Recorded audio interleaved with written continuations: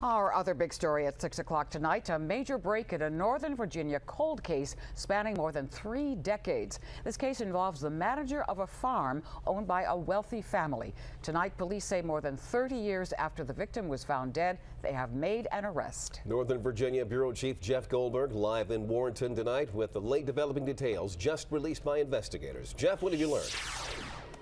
Well, Leon, we do know that tomorrow Fauquier County investigators are going to be making an arrest of a man in West Virginia for this murder, but they will not reveal any more details at the moment.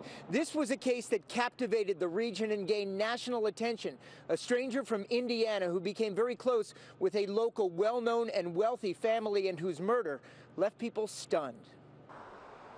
It didn't take long for the news to spread down Main Street in Warrenton. I think that's amazing. That's pretty amazing. And an arrest in the 32-year-old murder case of Brad Baker is particularly amazing to people like Teresa Bowles. I'm shocked and I'm surprised. A floral shop owner in Warrenton who remembers well how after the crime, it was the talk of the town. I didn't think anyone would ever find out what happened with it, but I'm glad they found out. The murder happened on December 31st, 1980. Brad Baker was working as the manager at the Kinlock Estate, a 1,900-acre horse and cattle farm outside the small town of the Plains. On that night, New Year's Eve, authorities say someone broke into Baker's house and with the victim's own shotgun, shot Baker twice, killing him. The farm is owned by the Couriers, a wealthy family related to the families of Paul Mellon and the famed ambassador David K.E. Bruce.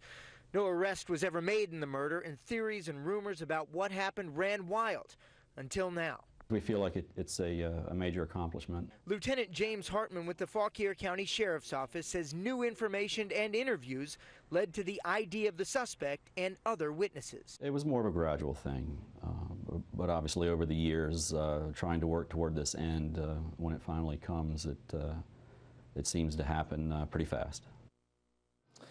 Brad Baker was very close to the Courier family, and for years people theorized that his murder had something to do with those relationships. Authorities say now that that is absolutely not the case.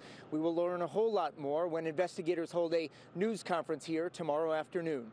Live in Warrenton, Jeff Goldberg, ABC 7 News.